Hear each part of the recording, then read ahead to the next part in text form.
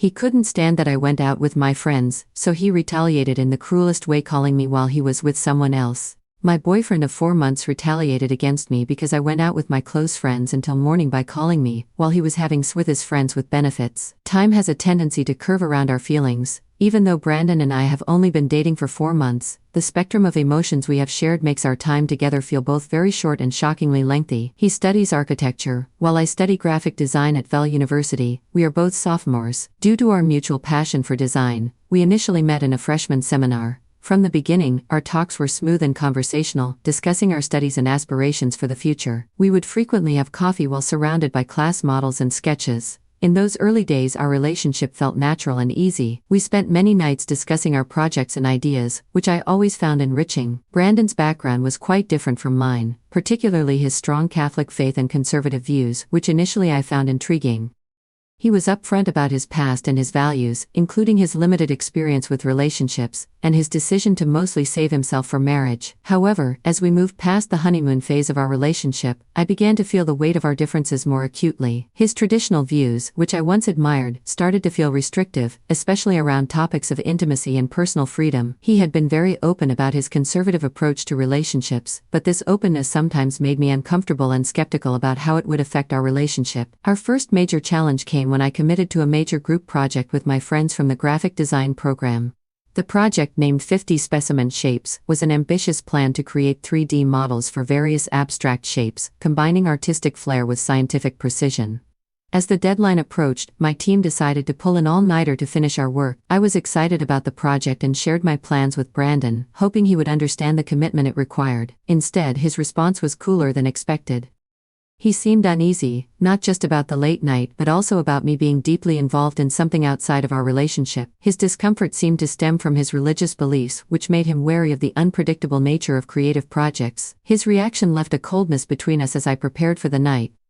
There was a noticeable tension in his goodbye that evening, and even his hug felt forced. It made me wonder if our relationship, built on such different foundations, could really last. Despite this, I headed into the project night full of anticipation, but also concern, not realizing that the events of the evening would test our relationship even further. The day leading up to the planned all-nighter with my friends was a typical Thursday, marked by the usual rush of classes and the added buzz of creative energy that always seemed to spike as deadlines approached. I had spent most of the afternoon in the studio, putting the finishing touches on my part of the project, my mind racing with adjustments and improvements. The vibrant atmosphere was contagious, everyone throwing ideas back and forth, our workspace a testament to weeks of hard work and chaotic creativity.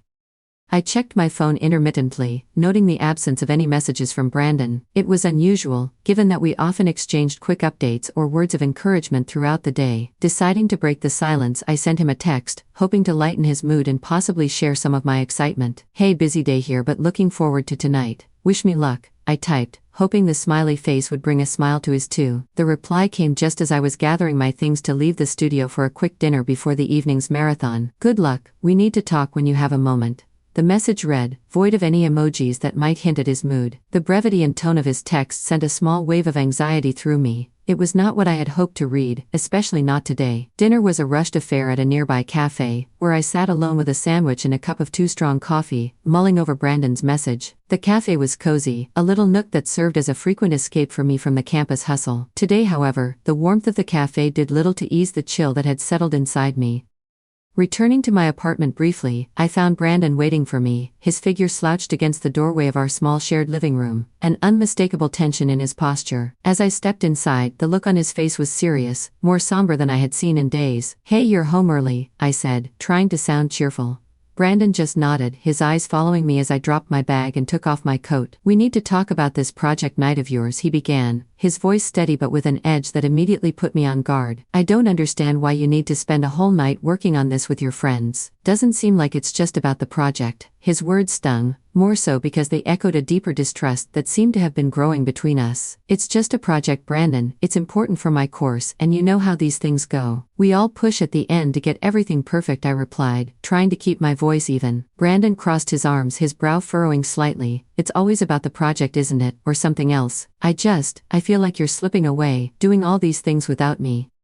And tonight it just feels like you don't want me around." I sighed, feeling the weight of his words and the widening gap they represented. This isn't about not wanting you around, Brandon. This is about me needing to do this for my degree. For me. I thought you understood that. He looked away, the lines of his face hardening. I do, it's just hard sometimes. I miss how it used to be with us. There was a sadness in his voice that pulled at me, a reminder of simpler times when our biggest concerns revolved around which movie to watch or what dessert to share on a Saturday night. Now, standing in the dim light of our living room, those days felt like distant echoes overshadowed by the growing complexities of our relationship. I miss that too, I admitted softly, the distance between us feeling more profound in the silence that followed. Dinner ended with an uneasy truce, the issue temporarily set aside but the tension lingering like a stubborn fog. As I grabbed my things to head out, Brandon's voice stopped me at the door. "Be safe, okay?" he said, a trace of the old warmth in his voice that made my heart ache for what we were struggling to hold on to. "I will.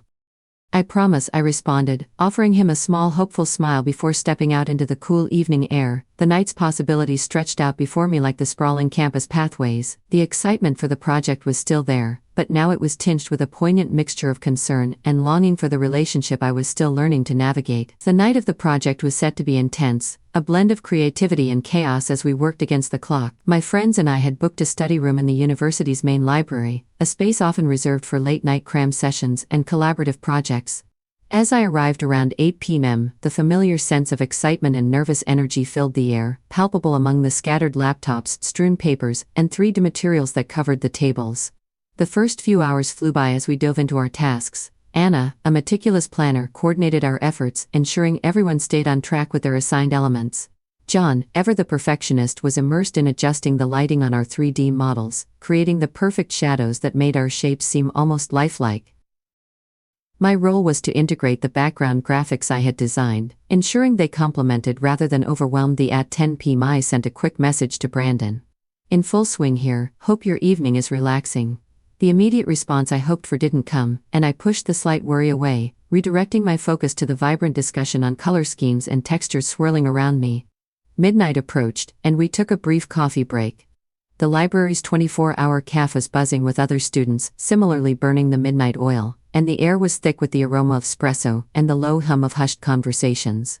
I checked my phone again, noting the absence of any message from Brandon. A ripple of concern stirred within me, but I was quickly pulled back into the lively banter of my friends, discussing the latest episode of a popular design reality show.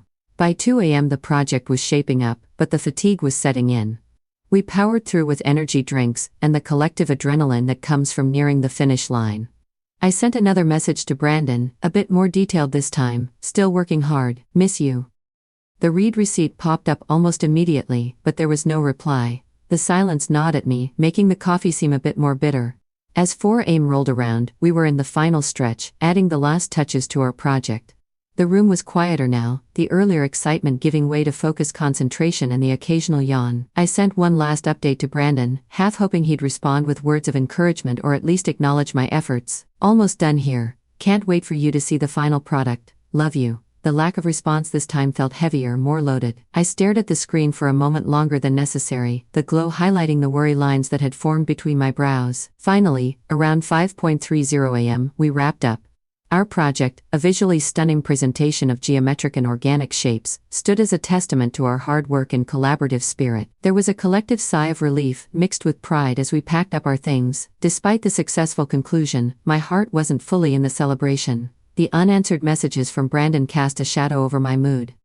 I arrived home just as the sun was beginning to rise, painting the sky in hues of orange and pink. The apartment was silent, Brandon's side of the bed untouched, indicating he hadn't slept. On the kitchen counter, I found a note from him. "Went out to clear my head. We'll talk when I get back." The terse note was unlike his usual thoughtful messages and did little to ease the knot of anxiety that had tightened in my stomach over the course of the night. The words, so stark and devoid of his usual warmth, felt like a cold draft through the room. It was not like him to leave such a terse message. Sitting at the edge of our bed, I felt the weight of the night's efforts on my shoulders and the heavier burden of an unresolved conflict waiting in the wings. The joy of our project's completion was tinged with a sadness that felt all too familiar lately, a reminder of how distant Brandon and I had become in such a short span of time. As I awaited his return, the excitement of the night faded into the background, overshadowed by the uncertainty of the conversation that awaited us. Brandon returned home late in the noon, the sound of the front door closing a signal that a confrontation was imminent.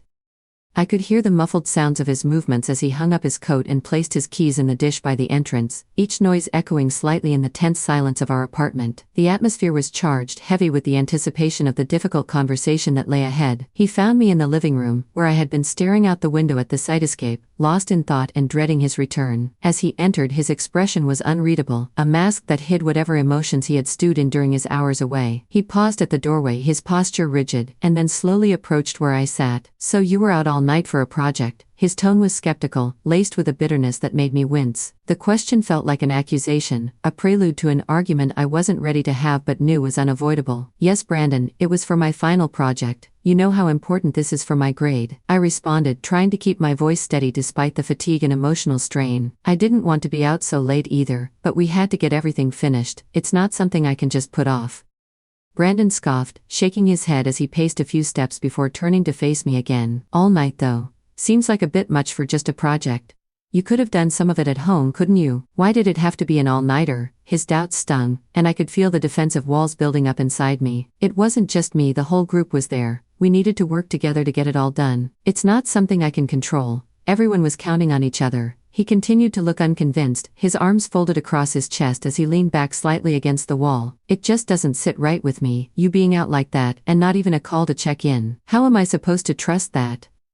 The room seemed smaller with each word, the air between us thick with unsaid things and pent-up frustrations. I was so tired from this, so exhausted from the project and the sleepless night. "I'm telling you the truth, Brandon. I'm too busy to call, but I've texted a lot but you haven't replied." Brandon's gaze hardened, and he let out a long sigh, a sound of frustration and disbelief mixed together. "I don't know, it just doesn't feel right. Something about this doesn't add up." The conversation spiraled from there, with each of us rehashing old grievances and misunderstandings, our voices rising and falling in a familiar dance of conflict. Despite my attempts to explain the necessity of the night out, Brandon remained skeptical, his trust seemingly eroded by the incident. As the discussion wore on, I felt a profound exhaustion wash over me, not just from the lack of sleep but from the constant battle to justify my actions and intentions. It was draining, this feeling of having to defend my commitment to both my education and our relationship, and as the afternoon light began to fade, so too did my resolve to keep arguing. Finally I stood up, a gesture that paused our heated exchange. "I need some rest, Brandon," I said quietly, the fight gone from my voice. "I'm sorry you feel this way, but I've told you the truth. I hope you can believe me." Without waiting for his response, I turned and headed towards our bedroom, leaving Brandon in the living room, surrounded by the silence that quickly filled the space I had vacated. The unresolved tensions remained, a silent specter in our home, as I closed the bedroom door behind me, seeking a refuge from the turmoil and a few hours of much-needed sleep. As the gentle colors of the morning light pierced the darkness, I looked forward to a peaceful morning to relax after the strenuous project session. However, the sudden ringing of my phone shattered the quiet of our apartment, catching me off guard. It was Brandon. Considering the time and the tense messages we had exchanged earlier, I prepared myself for a challenging conversation, but I was still utterly unprepared for the events that were about to unfold. As the soft hues of dawn broke through the night, I anticipated a quiet morning to unwind after the intense project session. However, my phone's sharp ring cut through the stillness of our apartment, startling me. It was Brandon. Given the hour and the strained messages from earlier, I braced myself for a difficult conversation, but nothing could have prepared me for what was about to happen. "Hello." My voice was groggy, tinged with sleep and anxiety. The sounds that met my ears were not words but moans, distinct, unmistakable sounds of intimacy. My mind raced as I tried to process the audio assault. Confusion gave way to a horrifying realization as Brandon's voice came through the line. "Breathy and cruel. Sue, I wanted you to hear what you've been missing," he said, a hard edge to his whispered words. The background noise didn't subside, it was clear he was not alone. The shock hit me like a physical blow, knocking the air from my lungs. My hand trembled as I held the phone, my heart pounding with a mixture of anger, hurt, and disbelief. How could the man I loved subject me to such a deliberate act of humiliation and spite? There was a pause, a soft shuffle, then Brandon's voice again, colder this time. "So because maybe now you'll understand how it feels to be unwanted," he said, before the line went dead. The phone slipped from my numb fingers, clattering against the hardwood floor. I stood frozen, the echo of his words reverberating in my mind, each syllable a shard of glass in my heart. The pain was sharp and deep, a betrayal that cut to the core of my being. Tears spilled over, hot and unchecked, as I sank to the floor. The room spun around me, a whirl of dark thoughts and unanswered questions. Who was the woman he was with? But more than anything, why would he choose such a devastating way to express his pain? In my shock, I called Anna immediately. She came to my apartment and rushed into the room. She was by my side, her hands gently lifting my chin to meet her worried gaze. What happened? Oh my God, are you okay? Her voice was laced with concern, her eyes searching mine for an explanation. I shook my head, the words catching in my throat.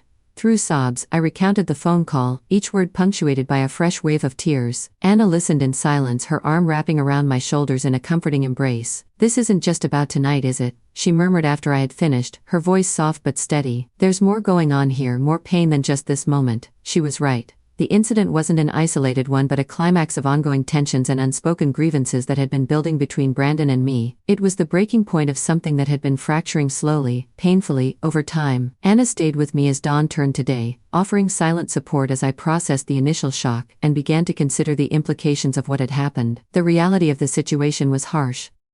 Not only had Brandon violated our trust in the most intimate way, but he had also used his actions as a weapon, a way to hurt me as deeply as he felt hurt. We need to talk about this, not just you and me, but you and him, Anna finally said, her tone firm. This can't be brushed under the rug, it's too big, too painful. She was right. As much as I dreaded the confrontation, I knew it was necessary. The foundation of our relationship had been shaken, perhaps irrevocably, and it was clear that things could not continue as they had been. With Anna's encouragement, I found the strength to call Brandon later that day. My voice was steadier than I felt, bolstered by the conviction that I deserved better cruelty he had shown. Brandon, we need to talk, I started, my words clear despite the tremor of emotion that underlaid them. What you did this morning was beyond hurtful, it was destructive. There was a heavy silence on the other end before Brandon responded. His voice was subdued, lacking the harshness of earlier. I know, he admitted, and for a moment I thought I heard a hint of regret from him. I was angry, hurt. I had no idea how else to show, so I did that.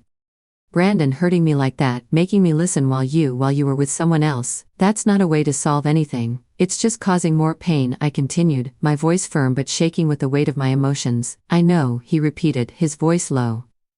I wasn't thinking, I just felt so disconnected from you, and I don't know what I thought. I'm sorry, truly. His apology was a start, but the road to healing seemed long and fraught with potential setbacks. The trust between us had been deeply damaged and I was unsure if it could ever fully be restored. After the phone call with Brandon, I retreated to the safety of our bedroom. The four walls felt like a sanctuary from the chaos and emotional turmoil that had erupted in our living room. Lying on our bed, I couldn't shake off the deep-seated sadness that clung to me, nor the images of Brandon's face, twisted with accusation and mistrust. My mind spun in circles, reflecting on the spiraling decline of our relationship. It was a cycle, tension and misunderstanding that seemed to repeat itself with increasing intensity.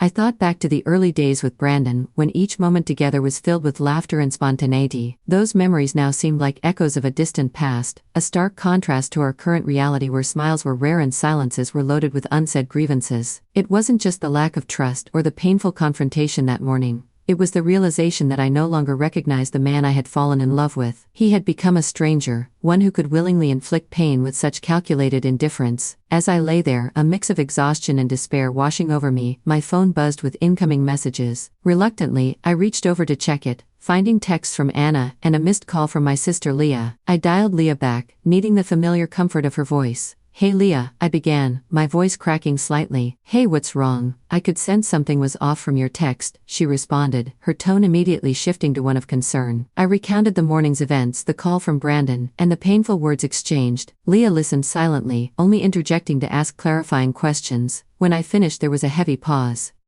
That's just cruel, you know. It's not like you to tolerate this kind of behavior, not from anyone, Leah finally said. Her words, firm and straightforward, mirrored my own thoughts. It was a reflection of how far I had strayed from the person I used to be, someone who valued self-respect and mutual understanding above all in a relationship. Yeah, I know.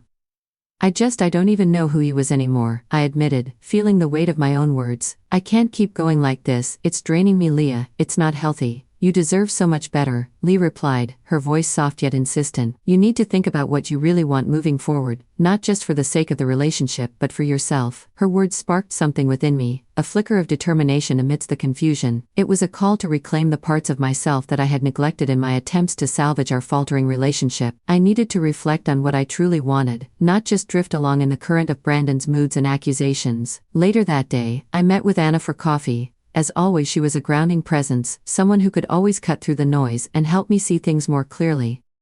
As I sipped my coffee, Anna laid it out plainly. Everyone sees it, you know. You're not yourself anymore. You're always tense, always worrying about how to navigate around Brandon's feelings. When's the last time you did something just for yourself? Something that made you happy? Her question hung in the air, stark and challenging. I didn't have an answer, and that in itself was telling. He's changed, Anna, or maybe I'm just seeing the side of him he's hidden all this time, I said, the realization bitter. Maybe, Anna agreed, her brow furrowed in thought.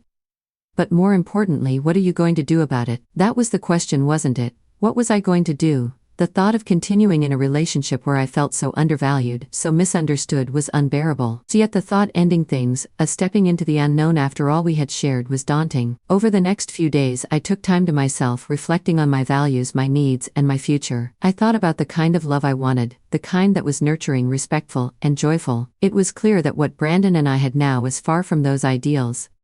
The love had been overshadowed by resentment and pain, a far cry from the partnership I envisioned. I realized that moving forward alone was a better path than staying in a relationship that had lost its way. It wasn't just about finding happiness, but about preserving my self-respect and rediscovering the strength I had before the relationship consumed me. With a heavy heart but a clear mind, I decided it was time to end the relationship with Brandon. I needed to express my decision, not out of spite or anger, but from a place of honesty and self-respect. I hoped that he would release me, that he could see the necessity of the choice I was making. The decision to end our relationship was not easy, but it was necessary. It was a step towards healing, towards reclaiming the joy and peace that had once defined my life. As I prepared to have that final conversation with Brandon, I felt a mix of sadness and relief. Sadness for all that we had lost, and relief that I was finally taking a step towards a future where I could be myself again, free from the shadows that our love had become. With Brandon, the conclusion was just as challenging as I had expected.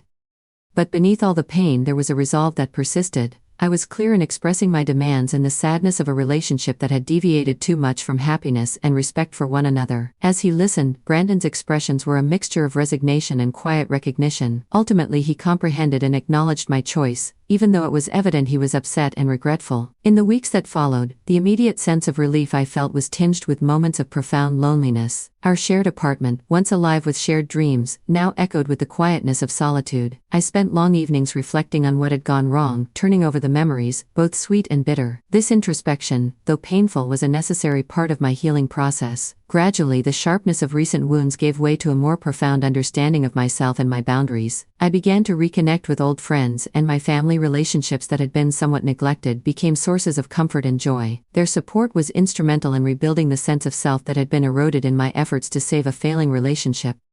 The knowledge I gained from this period of my life was priceless but difficult to get. I came to understand the value of being honest and open with myself as well as with a partner. I realized the danger of compromising too much and losing oneself in the attempt to keep others happy. I made a self-promise to put emotional fulfillment and respect for the other person before my dread of being alone in a relationship. As I move forward, the scars from this experience remain, but they are a testament to my resilience. They remind me that I have the strength to face difficult truths and make tough decisions, that I deserve to be loved fully and without reservation. The journey of reclaiming the joy and peace I once knew is ongoing, but now I walk it with a clearer vision of who I am and what I truly value in life and love. I appreciate everyone listening to and reading my story. I have removed it from the platforms where I published it since I believe the details of what he did with me should not reflect poorly on my accounts. The only page I want to share a tale on is this one. Please leave a comment after hearing the story so I know what everyone thinks. I'll probably read it several times over. I trusted Brian completely, until Liz's name started appearing in every conversation. But is our relationship slipping away without me even realizing? Should I set clear boundaries with my boyfriend regarding his quickly blossoming relationship with a female coworker? So the evening air was crisp, holding a hint of autumn's chill as I walked across the sprawling campus of the university. It was a time marked by youthful dreams and scholarly pursuits, a period that now seems both distant and vividly close to my heart. It was here, amidst the hallowed halls and buzzing student-stooners, that I first met Brian. He was, like me, a newcomer to the intricate world of graduate studies, eager to carve out a niche in the academic world. Our initial encounter was as unremarkable as it was fortuitous, occurring during a mandatory orientation for incoming students. I remember the room was overly warm, filled with the nervous energy of dozens of students. Ryan sat next to me, introduced by a mutual acquaintance who had prematurely left to answer a call. Left alone, we struck up a conversation, initially threading through the safe territories of our academic interests and backgrounds. He was a student of environmental science, passionate about renewable energy, while I pursued sociology, driven by a desire to understand the undercurrents of human interactions. Our fields were different, yet complementary, a theme that would underscore much of our future together. In the weeks that followed, our paths crossed with increasing frequency, often at the university library or during various group projects. Our friendship blossomed effortlessly. We shared long debates over cups of lukewarm coffee, challenging each other's perspectives and often discovering our shared values. Brian's intellect was matched by his kindness and humor, a combination that pulled me into a circle of comfort and laughter. So there was an ease between us, a silent acknowledgement of mutual respect and admiration that deepened with time. As our second year of graduate school commenced, circumstances led us to become roommates. So the decision was practical at its core, motivated by our compatible living habits and the convenience of sharing rent. Yet, living together brought a new depth to our friendship. Our evenings were filled with shared meals and continued debates, our academic passions spilling over into every conversation. We were both ambitious, driven not just by personal goals but by a desire to make a meaningful impact on the world. It was during one particularly poignant evening, as winter whispered through thin walls, that our relationship took a romantic turn. We had been discussing a group project when a sudden power outage plunged the apartment into darkness. In the soft glow of candlelight, our conversation shifted from academic to personal. Vulnerabilities were shared between shadows, and I saw in Brian a profound emotional depth. The line between friendship and something more blurred, and we found ourselves drawn together not just by intellectual compatibility, but by a burgeoning emotional connection. Our transition from friends to partners felt as natural as it was inevitable. We continued to share an apartment, now not just as roommates but as a couple. The dynamic shifted subtly. Where there had once been two beds, there now stood one. Our discussions still ranged from the professional to the profoundly silly, but they were now punctuated by moments of tenderness, by shared smiles and soft touches that spoke of a deeper bond. And when graduate school ended, reality ushered in challenges. We found jobs in different states, and for a brief period, our relationship was stretched across miles of separation. So the long-distance phase was trying, filled with longing and the frustration of connecting through screens. Yet our foundation was solid, built on years of trust and understanding. We learned to communicate in new ways, keeping our connection alive through daily calls and texts, counting down the days until we could be together again. The decision for Brian to move states and join me was a testament to the strength of our commitment. But it was a leap of faith, leaving behind his established life to build a new one with me. I remember the day he arrived, his car filled with boxes and a hopeful smile gracing his lips. So it was a pivotal moment, one that marked the beginning of a new chapter for us. Now we live together in our own apartment, a cozy space that is distinctly ours. It's a place filled with laughter, occasional debates, and plans for the future that we cook together, experimenting with recipes and laughing at our culinary misadventures. Evenings are spent curled up on the couch, sharing our days or lost in a movie or book. So we support each other's careers, understanding the pressures and triumphs, always ready to offer encouragement or a listening ear. Brian is more than just my partner, he is my best friend, the person I plan to spend the rest of my life with. Our relationship is built on a deep mutual respect and love, on shared values and dreams. We talk often about the future, about marriage and the life we hope to build. With each passing day, my anticipation for a proposal grows, not out of expectation, but from a deep-seated knowledge of our readiness to embark on that journey together. As I reflect on our relationship, from its humble beginnings on the university campus to the life we are building together, I am filled with gratitude. Gratitude for the laughter, the support, and the love that fills our days. It's a relationship rooted in friendship, strengthened by challenges, and blossoming with promise. In Brian, I have found a partner, a confidant, and a love that feels as destined as it is profound. Brian's transition into a new job was a breath of fresh air after our reunion. As he adapted to his new role, his stories about work and colleagues became a regular part of our evening conversations. Among the names that started to pop up was Liz's. Initially, she was just another coworker he mentioned in passing, a project they collaborated on, a shared laugh over a coffee break mishap. It was normal, the kind of workday interactions you'd expect in any office setting. The Liz seemed to quickly become a notable figure in his daily recounts. Liz has this incredible knack for organizing things, Brian would say, or Liz brought in these amazing muffins today. It was all very innocuous, the typical budding workplace friendship. I learned she had worked with an organization closely linked to mine, which added layers of small world charm to their interactions. She knows Sarah from your team, Brian mentioned one night, and I found it funny how interconnected our world seemed. So my reaction to Liz was shaped by trust, a trust that was deep-seated in the fabric of our relationship. Having seen Brian maintain friendships with women throughout our years together, I had little reason for concern. So he'd always been transparent about these friendships, and there had been several instances where he hung out with female friends without me. Each time, he shared his plans openly, often encouraging me to join if I was available. There was only ever one exception, a friend from his past that I hadn't felt comfortable about, but upon expressing my feelings, Brian immediately adjusted his boundaries with her. That gesture had solidified my trust further, reassuring me that our relationship came first. So this history laid a foundation of confidence as Liz became a more frequent topic. When Brian mentioned that Liz wanted to meet me, it felt like a positive step. She thinks it'd be great to get all of us together, a mini get-together, he suggested. So Liz's presence was introduced with the utmost normalcy. She was just a friend, a coworker, and nothing more. She had a fiancé, and they were planning their life together, mirroring in some ways the life that Brian and I were building. So this parallel comforted me, painting Liz as someone who was walking a path similar to ours. And my comfort with the situation was a testament to the strength and openness of our relationship. So Brian's stories about Liz were transparent and regular, filled with mundane details and work-related anecdotes. So they brought a sense of normalcy to his new job environment, a place where he was still planting his roots. In the grand tapestry of our lives, Liz was just another thread, adding color and texture, but not disrupting the pattern we had so carefully woven together. As the weeks slipped by, a pattern began to emerge in our daily exchanges. Brian's new job was going well, and his enthusiasm was palpable, but so was the frequency of his mentions of Liz. It started subtly, comments about her contributions in meetings, her insights on projects they were working on together. However, as days turned into weeks, Liz's presence in our conversations grew more pronounced. Then one evening, as we cleaned up after dinner, Brian brought up a new development. So Liz suggested we start carpooling, he said, drying a plate nonchalantly. He explained that Liz lived nearby in a temporary apartment due to her fiancé's job, which often required them to relocate. That makes sense, We're both heading the same way, and it could save us both some time and gas money. The office was about a 30-minute drive without traffic, but morning rush hour stretched it to nearly 45 minutes each way. I nodded, understanding the practicality of it, yet a knot formed in my stomach. Carpooling meant they would be spending at least an hour and a half together alone every day they headed into the office. My mind raced with questions I didn't voice. Would their conversations stray from work? Would this closeness breed a familiarity that edged into more personal territory? He mentioned it would only be for 2 to 3 days a week, depending on their office days and fieldwork.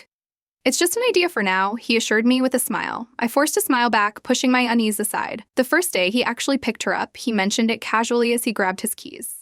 I'm going to go pick up Liz and head into work. I was caught off guard, not realizing they had decided to start. When he returned home that evening, it was as if nothing out of the ordinary had occurred, and he didn't bring it up again. According to him, it wasn't a regular arrangement, but the seed of discomfort had been planted. The situation escalated unexpectedly. While we were enjoying a quiet evening watching a movie, Brian casually mentioned that Liz and her fiancé were looking for a more permanent place to live. They're actually interested in our building, he said, almost as an afterthought. They're coming to see it tomorrow. I paused the movie, turning to look at him. Our building was a coveted spot in downtown, known for its amenities and prime location, but it was also one of many, so the news unsettled me. The proximity felt too close for comfort. The next day, I saw them briefly in the elevator, being shown around by management. They were polite, and the meeting was brief, but the reality of them moving into our building started to sink in. So that evening, Brian received a text from Liz. They decided to rent here, he announced, a note of happiness in his voice that I couldn't mirror. The proximity meant more shared rides, more interactions, and an intimacy that was too close for my comfort. From then on, mentions of Liz weren't just frequent. They became a daily occurrence.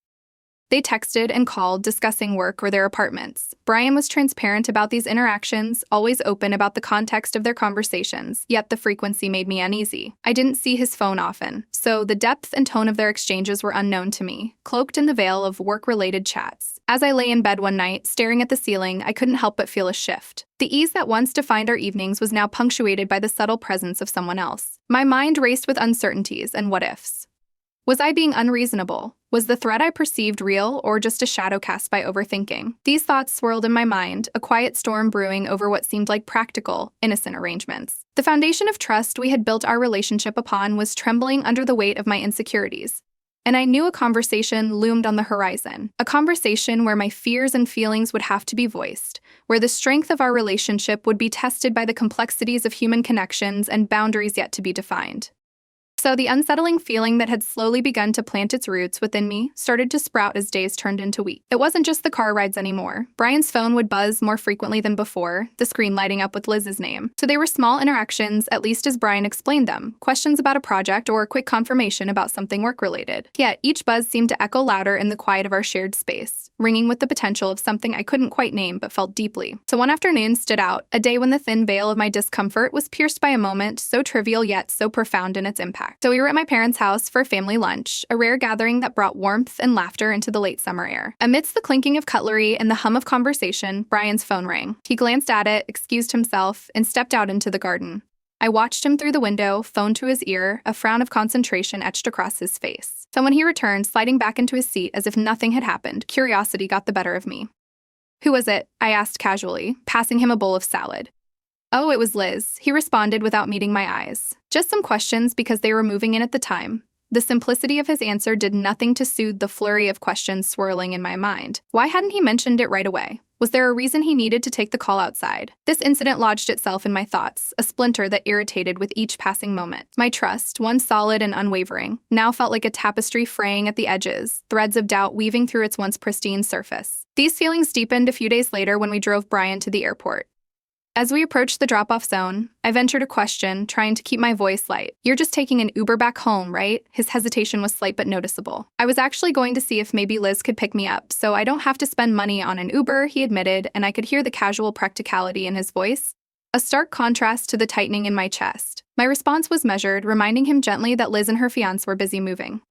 He considered this, nodding in agreement, and settled on the Uber instead. But the seed of discomfort had already sprouted into a gnarling vine, winding its way around my heart. To the ease with which he had thought to call Liz, his slight hesitation, and the potential implications of such a decision played over in my mind during the silent drive back home. In the solitude of our apartment, I found myself increasingly wrestling with my feelings. So the trust that I so cherished seemed to be under siege by these small, seemingly inconsequential moments. Each text, each call, each decision that subtly included Liz felt like a small chip away from the foundation we had built. So was I being unreasonable? Was my discomfort rooted in jealousy, or was it a signal of something more? A boundary being crossed without my consent? The internal debate was exhausting. Part of me wanted to dismiss these feelings, to chalk them up to overthinking, to the insecurity that perhaps all relationships face at one point or another. But another part, a more visceral, instinctive part, clung to these concerns with a tenacity that surprised me. It wasn't just about Liz, it was about us, about me and Brian and the invisible lines that define what is comfortable and what is not in our relationship. As the days passed, these thoughts did not ebb but grew stronger, fueled by each small interaction that Brian shared with Liz. I found myself observing him, watching for signs, for any indication that what I felt was grounded in reality, and not just in my fears. It was a silent vigil, one that kept me awake at night, my eyes tracing the shadows on the ceiling, my mind replaying each day's interactions. After days of wrestling with my unease, I realized that silence was no longer an option. The weight of unspoken thoughts was too heavy, and it was time to clear the air for the sake of our relationship, which I treasured above all. And one evening, as we sat side by side on our soft lived-in couch, I turned off the television, needing his full attention for this conversation. "Brian, can we talk?" My voice was shaky, betraying the nerves I felt. He looked at me, his expression turning serious as he muted the TV. "Of course, what's up?" I took a deep breath, searching for the right words. "It's about Liz," I started, hesitating slightly. "I've been feeling a bit uncomfortable with how close you two have gotten recently. It's not that I don't trust you," but my voice trailed off, unsure how to express the turmoil inside without sounding accusatory. Brian turned to face me fully, his brows furrowed in concern. "Hey, I didn't realize you felt that way. I'm sorry, it's just been work stuff, mostly. Liz is just a friend, you know that, right?" "I do, I really do. But it's not just the friendship, it's the time you spend together, carpooling, the phone calls. It feels like a lot, and sometimes I feel left out," I admitted, my heart pounding as I laid my vulnerabilities bare. He reached for my hand, squeezing it gently. "I'm really sorry. I didn't mean to make you feel left out. Liz and I do talk about work, and since she's new in town, I guess I've been trying to make her feel welcome." I nodded, appreciating his honesty. "I understand that, and I appreciate you helping her. But maybe we could all hang out together. I'd love to meet her fiancé too. It might help me feel more comfortable about everything." Brian's face brightened at the suggestion. "That's a great idea. I'll set something up. How about we all go out for drinks this weekend?" "Sounds perfect," I replied, feeling a weight lift off my shoulders. The mere act of discussing these feelings was like letting air out of a ballooning pressure inside me. The weekend came swiftly, and we met Liz and her fiancé, Tom, at a local bar known for its cozy atmosphere and good music. The initial greetings were somewhat awkward, the air tinged with my own anxieties about how the evening would go. However, as we settled into our seats and ordered drinks, the conversation began to flow more naturally. Liz was warm and engaging, and Tom was friendly with a good sense of humor that complemented Brian's. Liz and I found common ground in our professional interests, and to my surprise, we shared a love for old jazz music, which the bar was softly playing in the background. "You have great taste in music," Liz complimented, her smile genuine. "Thanks, Brian mentioned you're planning your wedding." "How's that going?" I asked, genuinely interested. "It's been fun, but hectic. Tom's been a huge help, though," Liz replied, her eyes twinkling as she glanced at Tom, who gave a mock bow of acknowledgement. So as the night progressed, laughter filled our table. Any remnants of awkwardness dissolved into the mirth of discovering new friendships. Brian and Tom debated over sports, while Liz and I discussed everything from wedding plans to our favorite books. So by the end of the evening, it felt like we had all known each other for much longer than a few hours. Plans were made for future outings, and Brian and I walked home hand in hand, a new ease between us. Over the next few months, Liz and I grew closer.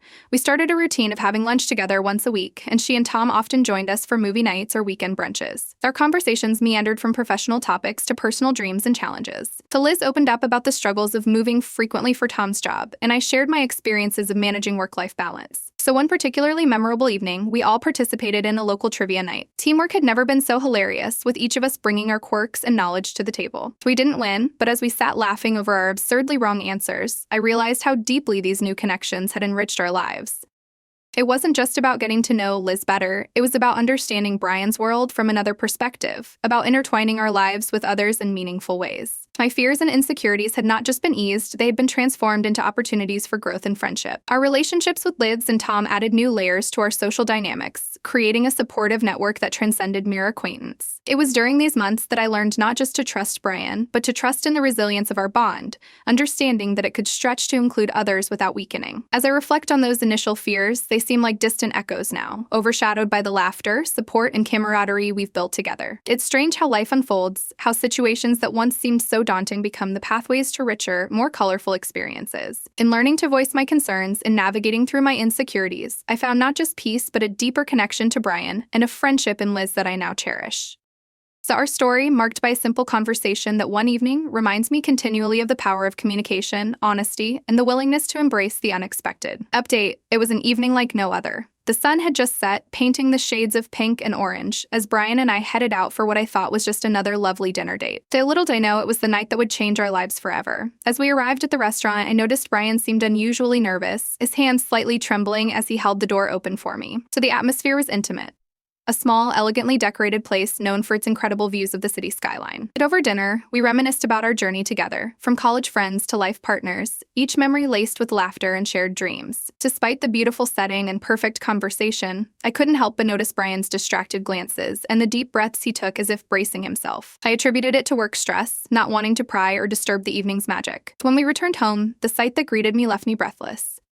Our apartment was transformed into a glowing sanctuary, adorned with hundreds of roses and candles that cast a romantic light across the walls. And my heart raced as I took in the scene, my hands covering my mouth in disbelief. There, in the midst of this fairy tale setting, Brian got down on one knee, his eyes shining with emotion. "Will you marry me?" he asked, his voice steady but filled with emotion. Tears welled up in my eyes as I nodded, whispering a joyful yes. So we embraced, the candles flickering around us, and I felt a surge of love so strong it seemed to fill the entire room. So the next hours were a blur of happy tears, laughter, and excited phone calls to friends and family, sharing the news of our engagement. As the excitement of the evening settled, Brian shared with me how it all came together, revealing a surprise that made the night even more special. So Liz, his co-worker and our new friend, had been instrumental in planning the proposal. He explained that, because of her proximity, living just a few floors away in our building, he had been able to coordinate all the deliveries secretly. So the flowers, candles, champagne, and even the ring had been at Liz's apartment, safely hidden from my curious eyes. She even held onto the ring the week before I proposed. Brian chuckled, shaking his head in disbelief at the secrecy required. So I couldn't have pulled this off without her help. The following day, Liz came up to our apartment to congratulate us personally. Her eyes were misty as she hugged us both, and she took out her camera to capture the moment. It was then, seeing her genuine happiness for us, that I fully grasped the depth of her kindness and friendship. What I had initially perceived as a threat had blossomed into an invaluable bond. She had not only respected our relationship, but had actively helped celebrate it. This revelation was profound. It underscored how essential open communication had been throughout the entire process, from addressing my insecurities about their friendship to involving her in such a pivotal moment in our lives. It taught me that the fears and discomfort I had felt were natural, but that confronting them openly could lead to outcomes far beyond what I might have expected. Over the next few months, as Brian and I dove into wedding planning, Liz became an even greater part of our lives. We shared tips, vendor recommendations, and endless Pinterest boards. Our girls' nights became regular fixtures, filled with wedding talk and mutual support. Liz and I planned our weddings together, reveling in the joy of crafting our perfect days, and through it all, our friendship deepened. Looking back, I am amazed at how things unfolded. What began as a period of uncertainty and fear transformed into a chapter filled with love, friendship, and understanding. Liz and I, once potential rivals in my mind, were now allies and confidants, planning our future side by side. Brian's unwavering support and openness through every step reassured me of the unshakable foundation of our relationship. Our story, marked by moments of doubt and strengthened by communication, is a testament to the unpredictable nature of relationships. It is a reminder that the heart's capacity for love and forgiveness is boundless, and that sometimes those we perceive as threats can become our staunchest allies.